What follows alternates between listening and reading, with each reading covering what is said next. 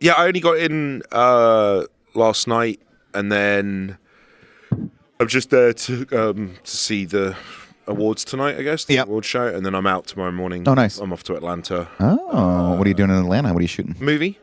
Nice. What movie? Are you allowed Can't to say. Okay. I'll tell you when we're not recording. I knew we were going to get to that. I like to just put it in. Unless you can mute and I can do that. No, don't do that. I don't want to get you in trouble. Okay. I'm terrible at remembering what I can and can't say. Sure. So if you tell me, I will bring that up. The worst by thing accident. that happens in the office is sometimes Tim will stand up and be like, Don't talk about this thing. Don't mention Alana. this. Oh! Ew. Hey! Hello.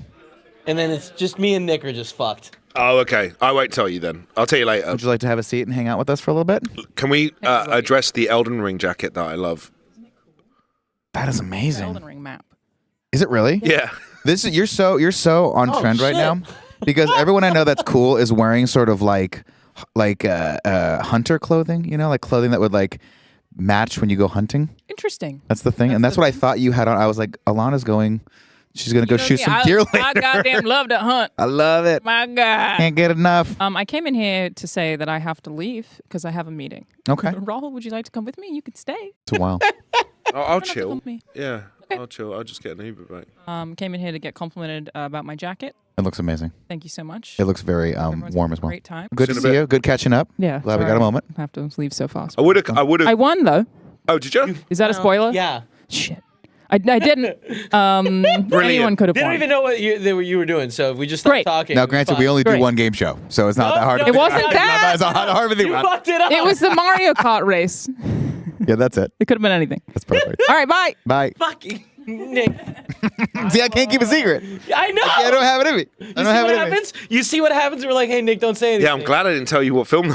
Not bad. Tell me later. We'll tell me off air because I want to Sure. catch up. I don't think I've seen you in a while. It's been a minute. It's been a few years. I think everyone gets to come party with you in LA and do things like that. But I haven't. It's true. seen that one. I used to see you a lot because I'd always drive through San Fran twice a year. Yes. Coming back from the Because set. we'd have to drive to Right. to Van, and I obviously don't do that anymore. So I haven't been to San Fran in a very long time. Yeah. Feels like. Well, congratulations on all your success, by the way. Oh, All the thank Netflix you. stuff is incredible. Oh, cheers, Nick. I am.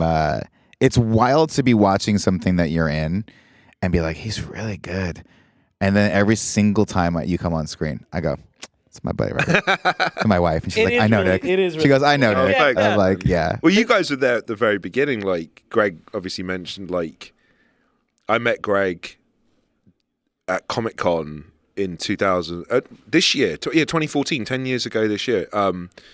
And I had just done a pilot of iZombie. Yep. But I was aware of Greg and Beyond and all of the stuff, and then I think I came on with you guys in 2016. Yeah, I think you came to the house. The house. Yeah.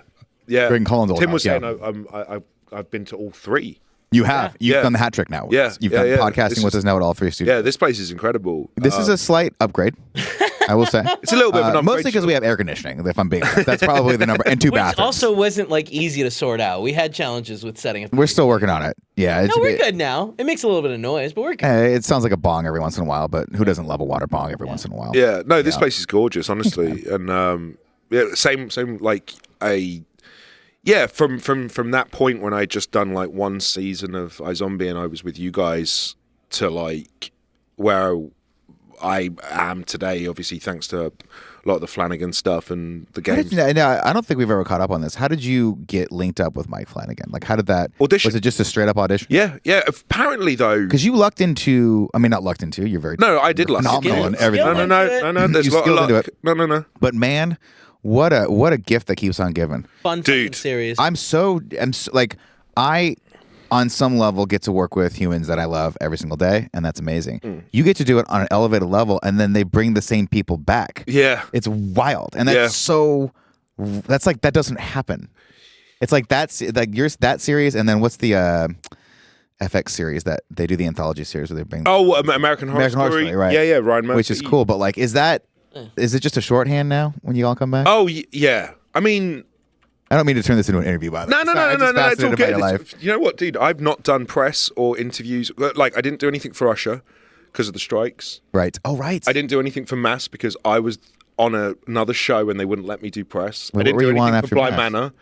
Sorry? Wait, what were you on? You were shooting another show? I was that shooting a wasn't show for Flanagan Hulu. Oh, okay. And they wouldn't let me do... What'd you shoot for Hulu? It Did I miss was that? some murder mystery show that came out a couple of weeks ago. Oh, fuck. Okay. Yeah, but no, it's fine. Well, come on. Okay. You're like, no, don't worry about it. No, it's good. But I've never done press, so like I rarely get to talk about that period of my life. I did way more press for iZombie. Really? As soon as I've been with Flanagan, it's just been the luck of the draw. Like Bly Manor. Well, they're so popular. It's like, we don't talk about it. No, it was honestly, it was in 2020. Bly Manor came out. We had to do the first virtual press junkets because of COVID, and they were telling the cast like, okay, this is the date sorted for the press junket, and then Mike and Trevor came up to me and went, we're really sorry, you're working that day. You've got a lot of sheriff stuff to do, so you can't do the press. And at first I was like, oh, it's because I swear on my tweets and stuff. They're like finding a way to, yeah. Because I like to use the C word. You can tell people how much you love Ricky Liberty. Yeah, exactly. But so they were like, but when Mask comes out, we got you. I was like, cool. Next year, Mask is coming, and then the new show wouldn't let me. And then when Usher, they were like, on Usher, we're gonna do a press tour. Finally, can talk about all of the stuff, whatever you want. And it was the SAG strikes. So I've never spoken about it, dude. But I met Mike. I literally just I lucked in, man. iZombie finished 2019, 5 seasons, and that was agreed. That wasn't like a surprise cancellation. That was always what we were going to do. Was right. Rob wanted to do 5 series. I get out, and I'm like, wow, okay, now I got to figure out what to do. And were you living in London or LA? LA. At the time? LA, okay. Yeah. So I was back in LA, and I was like, okay, where do I go? What do I do? I started doing pilot season. I'd never done pilot season. I booked something on pilot season, but I turned it down because I had a bad feeling about it. And then I was worried because I was like, I booked, but I said no, which means I'm not working. Yeah. So I was kind of terrified. I wasn't very good with my money. I'm still not, but iZombie had very little. Everyone needs 2 Lamborghinis. Everyone needs them. Well, I clocked the GMT over there. Okay. Beautiful. I clocked the Speedmaster over there. But yeah. But September rolled around and I was kind of like, it's done. Yeah. And I got an audition for The Haunting 2nd season.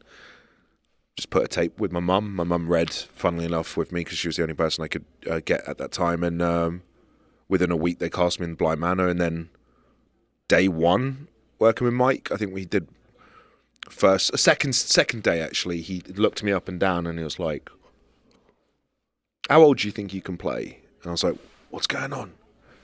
And then this kept happening for a few months, and we finally took a meeting, and he offered me the sheriff. Dude. And then while I'm doing the sheriff, he was like, "I'm writing this role for you as a sibling in the Usher family." So he just keeps doing it, and then he does it to me now. Like, he sent me a script a few weeks ago, and I just did a movie with him, Life of Chuck. He's just that's but we've like become that's close though. This is like a creative collaboration that you like dream of when you're starting to get into this field. Oh, right? 100%. And then like you see like Christopher Nolan working with the same like 5-6 actors, and it makes sense because you have the shorthand, you have you work well together. 100%. You know there's a success rate for it that now is like 100%. Yeah. But we also like we have, and the main thing is the work's efficient, but we also have fun. Like, I know when I showed up on Life of Chuck, like me and Mike immediately went into like shit talking and having a laugh, and it was like a little fun break for a bit because I was at his house 2 weeks ago, and now we're like we've blended into that relationship where we are. I would consider Mike right now one of my closest friends. Hello. Sure. That is amazing. Yeah, that's very But cool. he does this thing that he knows how beneficial it is to me, but like he doesn't cast me in his stuff based on what I've done. He does it on what I haven't, and the industry copies. So when I did iZombie, all I was getting was kind of similar roles, and technically so was Bly Manor. It was similar in that respect. Then Mike gives me the sheriff. And then all my castings are like, "Can you play the stoic man?" I was like, "Damn, yes, this is how you do it." But yeah, so watching. Sorry, I interrupt you. Continue. No. It's just, and then again with Usher, it was like, "Can you play an entitled prick?" And then the casting. Well, see that one we all know you can play. Oh yeah, that was easy. That was like. Well, he did write it for me. The guy was like, plays video games, doesn't do anything. I was going to say that might be the character that is closest to you. The hardest one to get into. 100%. But that was what I was blown away by though, because watching Midnight Mass. Not Midnight Mass, Midnight Mass, yes. You're phenomenal on that.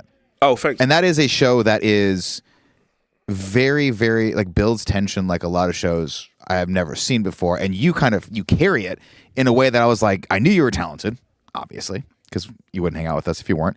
But seeing you in that role, I was like, fuck, you got leading man like qualities.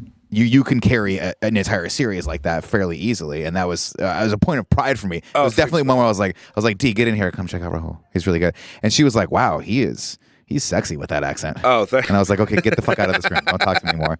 She also likes tall people. But then going from that, and Midnight Mass was good, but I was fucking obsessed with House of Usher. Yeah, Usher was fun. And I'm obsessed with it for just all the reasons why you would think of. What was it fun playing just this shitty?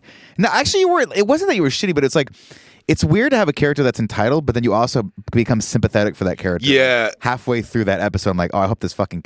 Well, never mind. I don't want to spoil it if anyone's not seen it. It was a weird one because like my co-stars got really nasty lines that were fun, and like after they'd do a take of saying something, we'd be like, and you could see it's fun to play a character that mean. But my MO, Mike had said to me, charming. Yeah, you weren't a bad guy. Charming, yeah. And then on top of that, I had like, you just weren't I was the only one who was mourning their siblings. Right. So I had a bit more heart. And you know what? So like, I sacrificed getting to be an asshole and enjoying that for having the audience at least see someone care that the siblings were dying. Yes, which you needed. You did need it. So yes. I kind of took a bit of a hit on that. Like, so I didn't get as much. A lot of my scenes were crying or mourning and doing drugs and being in like a kind of mourning druggy state. Yeah. Instead of being able to be like, you know, grab my coffee, suck my, I wasn't that guy. I didn't get to do that. Now, was it more fun to wear the stuff in Usher, or was it more fun to be like the stoic cop, the sheriff? Sheriff, 100%, 100%. God. And it was a bad time to be a cop because we had a couple, Yeah, it was that time. But I don't think you were that. I mean, you were obviously like you were good at pulling people over. No, he wasn't that. He wasn't that type of cop. Yeah. But you're one of the the sheriff will always mean the most. I grew up with westerns. Yeah. Clint Eastwood is like my idol and it's my father's idol, and it's been handed down to me. And when we were doing mass, it wasn't on the page. That fortunately was something that Mike allowed me to explore, where I was like, well, you've got the small town sheriff. That's this one of American cinema's staples. Gotta have it, right? You got the small town sheriff. Who doesn't love the horror setup of the small town? Exactly. And the sheriff has to figure it out. Exactly, right. It's Stephen King novel coming off the page. Yeah, it's Jaws as well. It's Jaws, yeah, absolutely. But like, it also goes back to like High Noon and all of the westerns and stuff like that. And I was like, well, this is brilliant here what you've done, because you've got America's greatest hero, the sheriff, versus America's greatest villain, the brown Muslim with the beard. Yes. Right? We're gonna combine and they're those. fused. Yep. Now we the brown bit's done. My parents took care of that. Yeah, you got that knocked out of the the park. beard we got, but we can't ignore the other side. So I had said to Mike, like, can I be more Western looking? And this is like a contemporary, like, it's not. So I was like, can I have a silhouette of the Wild West? So the costume designer we worked together, and we came up with this denim look. Love the denim. But I'm wearing cowboy boots underneath the costume, so I still have that like calf silhouette. So we gave hints of that look with the denim and that kind of cowboy look. And it was my favorite costume ever. Oh, that's awesome. Yeah. God, and when we wrapped, it's the only costume I took home. Because, you got the boots? You still got the boots? Yeah, I got the boots. The only reason I took, so I was in a bubble, and I would FaceTime Alana from set. And anytime I'd FaceTime her, I was in the costume. Yeah. Like, oh, hello. Yeah. So it's the only costume. She was like, we should take that. You should take that. And I was like, yeah, I'll bring it. This is working. Nothing happened. Still in a suitcase. You got to put it on for Halloween. I can't fit in it. Really? No, I'm too fat. Oh my God. I've never been skinny enough to get back into that suit. Oh, that's so funny.